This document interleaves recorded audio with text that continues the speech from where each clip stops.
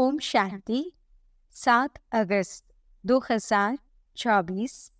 प्यारे मीठे बाबा के आज के मधुर महावाक्य। आज की मुरली के कुछ मुख्य पॉइंट्स। आज बाबा हमें समझाते कि हम बच्चों को आत्मिक स्थिति में स्थित हो एक बाप की निरंतर याद में रहना है।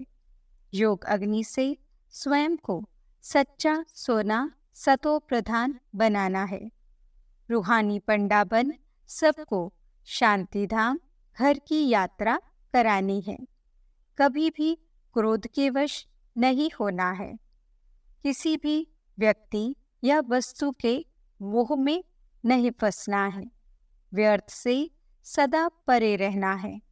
अपनी स्थिति को सदा उपराम रख किसी भी कार्य को करना है। तो चलिए सुनते हैं आज की बाबा की मीठी प्यारी मुरली। ओम शांति।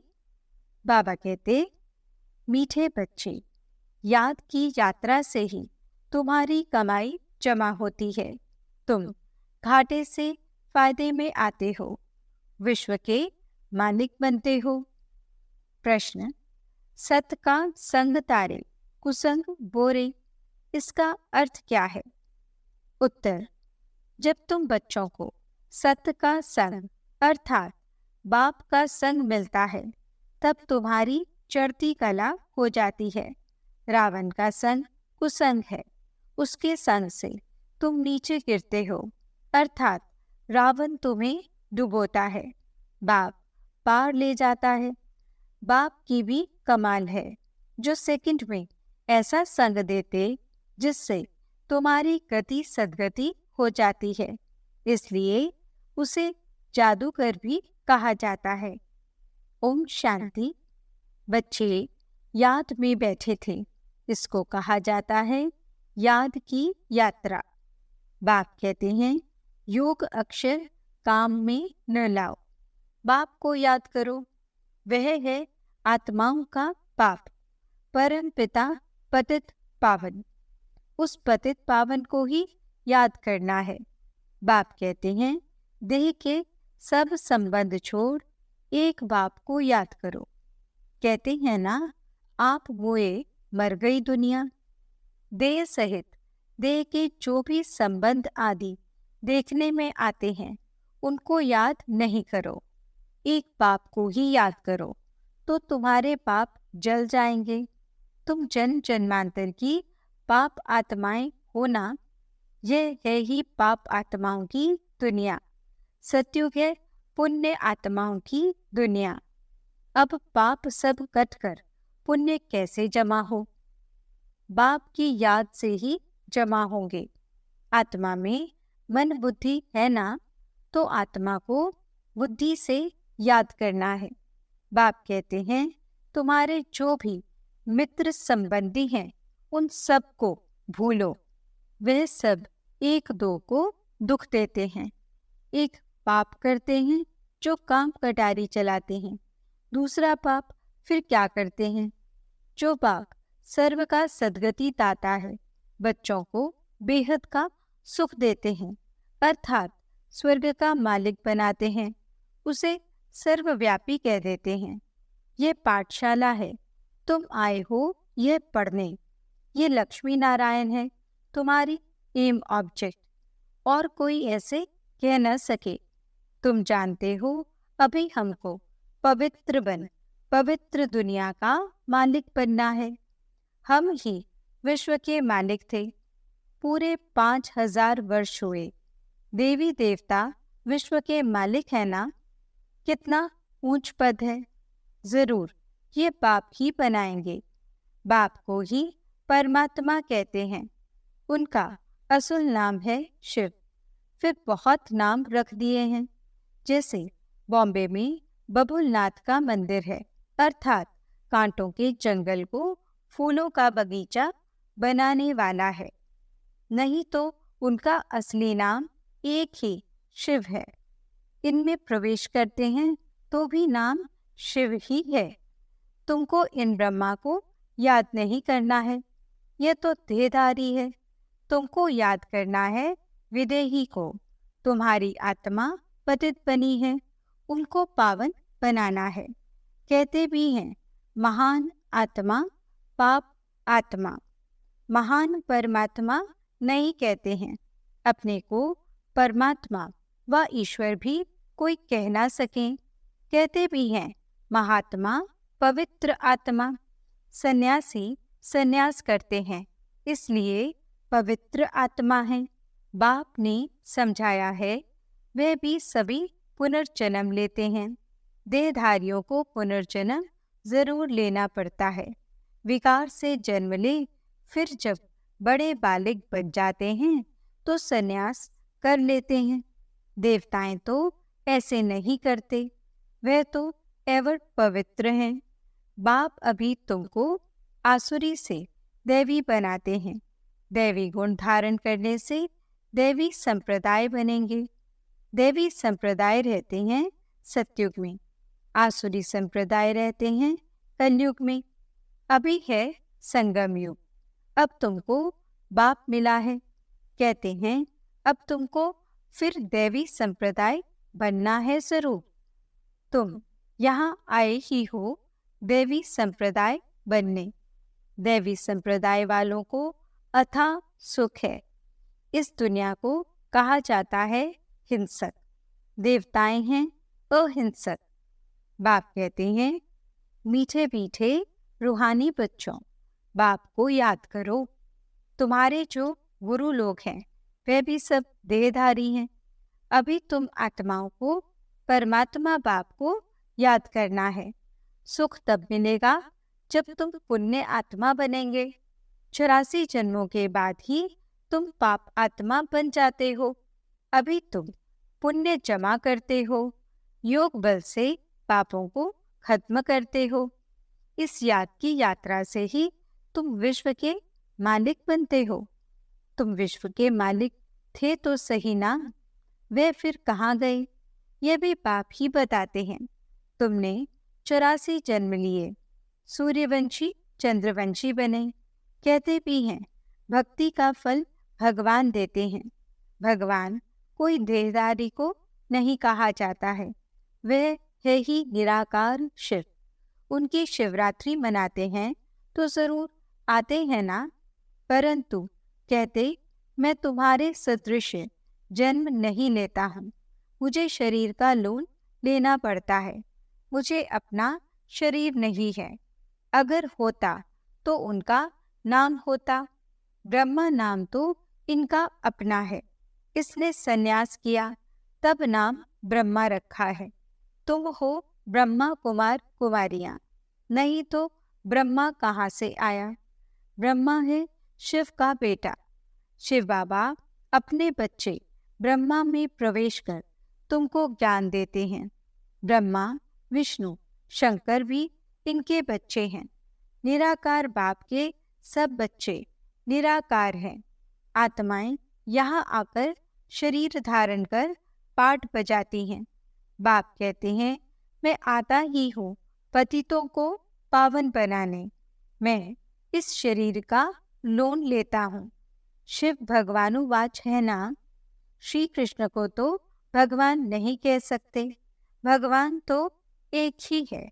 श्री कृष्ण की महिमा ही अलग है।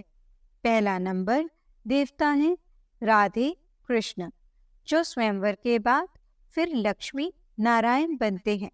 परंतु ये कोई जानते नहीं। राधे कृष्ण का किसको भी पता नहीं है, वे फिर कहाँ चले जाते हैं। राधे कृष्ण ही स्वयंवर के बाद फिर लक्ष्मी नारायण बनते हैं। दोनों अलग अलग महाराजाओं के बच्चे हैं। वहाँ अपवित्रता का नाम नहीं है, क्योंकि 5 विकार रूपी रावण ही नहीं है ही राम राज्य। अब बाप आत्माओं को कहते हैं कि मुझे याद करो तो तुम्हारे पाप कट जाएंगे। तुम सतो प्रधान थे, अब तमो प्रधान बने हो। घाटा पड़ा है, फिर जमा करना है। भगवान को व्यापारी भी कहा जाता है। कोई विरला उनसे व्यापार करे। जादूगर भी उनको कहते हैं। कमाल करते हैं, जो सारी दुनिया की सद्गति करते हैं, सबको मुक्ति, जीवन मुक्ति देते हैं। जादू का खेल है ना, मनुष्य मनुष्य को दे नहीं सकते। तुम 63 जन भक्ति करते आए हो, इस भक्ति से कोई ने सद्गति को पाया है? कोई है जो सद्गति दे? हो नहीं सकता।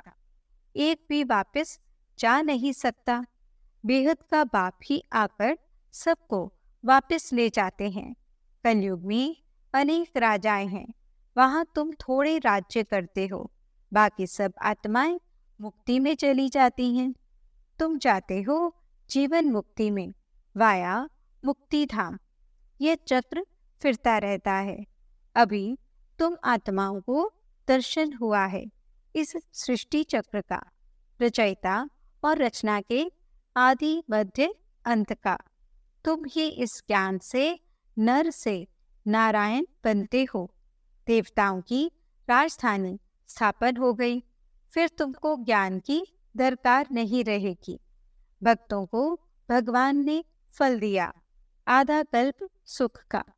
फिर रावण राज्य में दुख शुरू होता है। आहिस्ते आहिस्ते सीढ़ी उतरते हैं।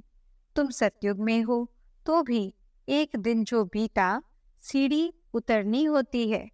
तुम 16 कला संपूर्ण बनते हो, फिर सीढ़ी उतरते ही रहते हो।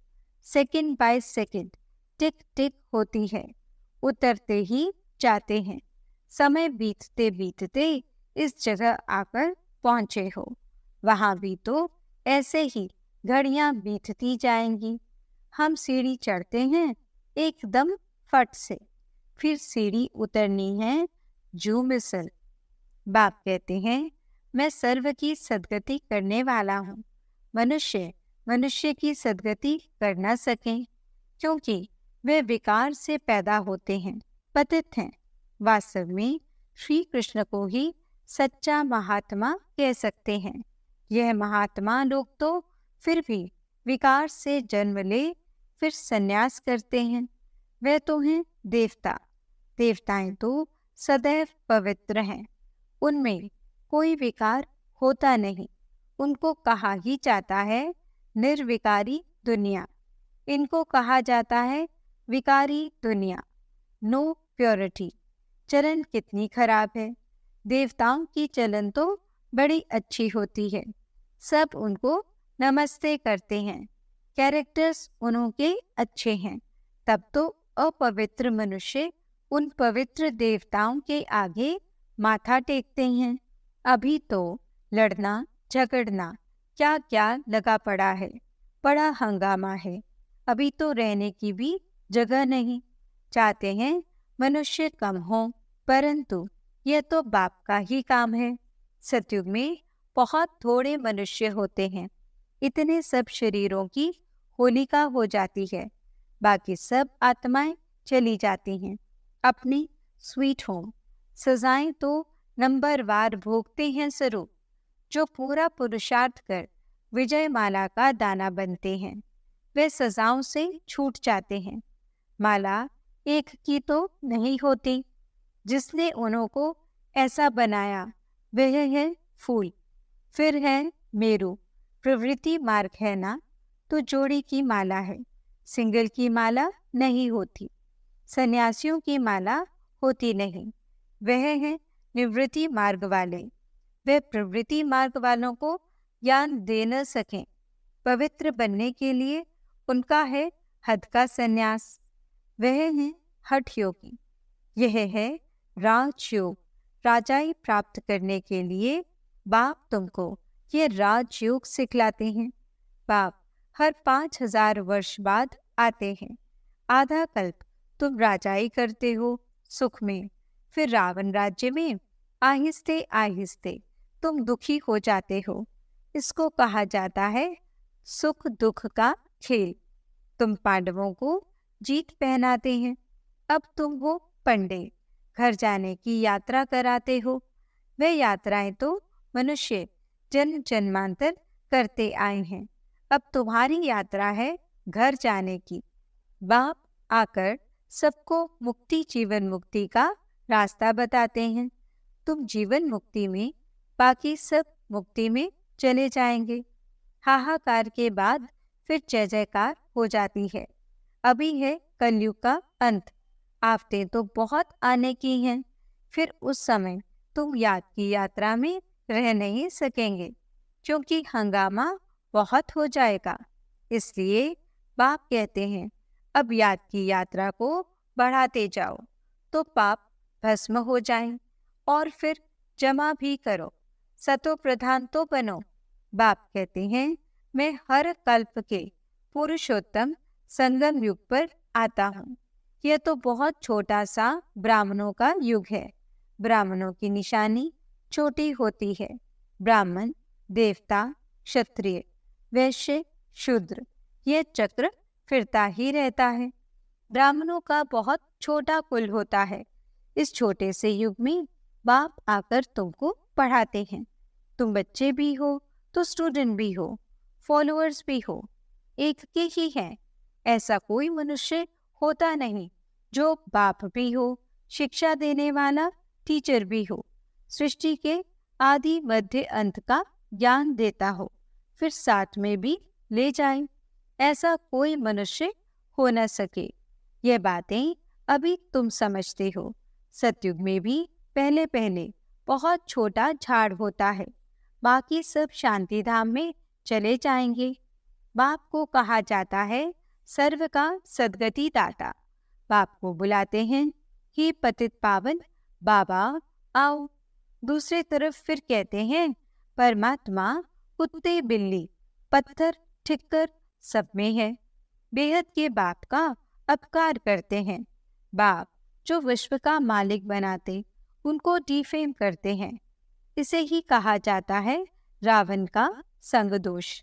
सत का संग तारे, कुसंग डुबोए। रावण राज्य शुरू होता है तो तुम गिरने लग पड़ते हो। बाप आकर के तुम्हारी चढ़ती कला करते हैं। बाप आकर मनुष्य को देवता बनाते हैं तो सर्व का भला हो जाता है। अभी तो सब यहाँ हैं, बाकी जो भी रहे हुए हैं वे आते रहते हैं।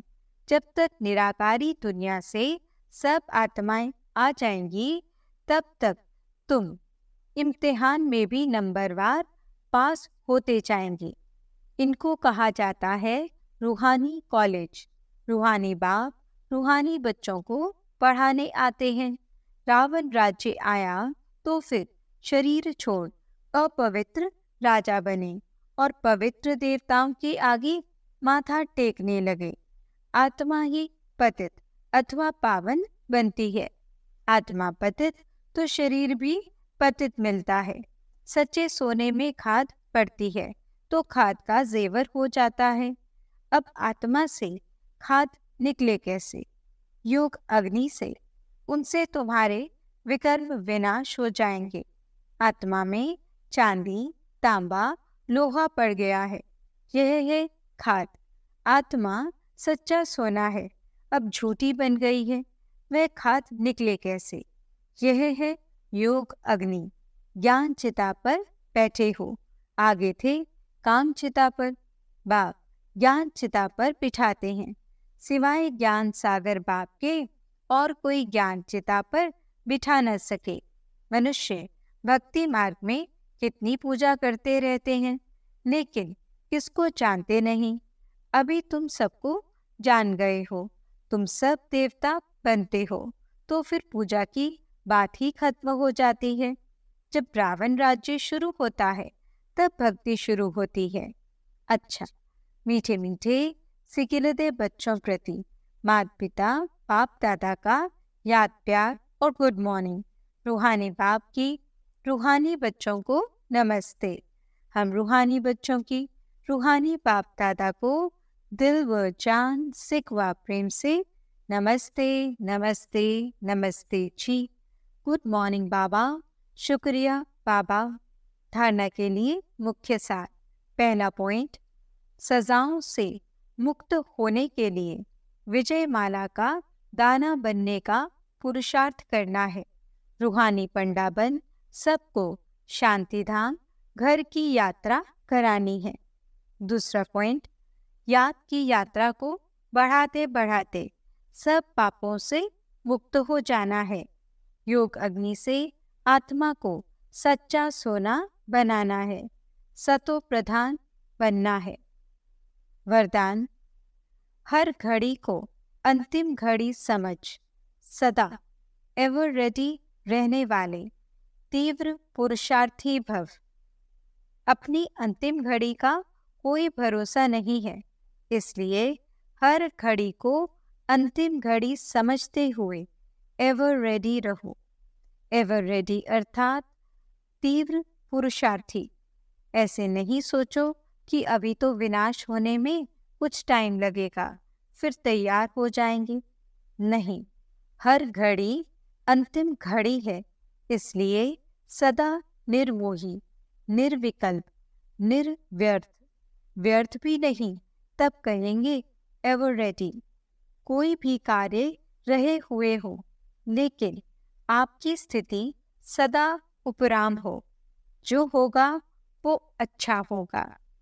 स्लोगन, अपने हाथ में लौ उठाना भी क्रोध का अंश है। ओम शांति।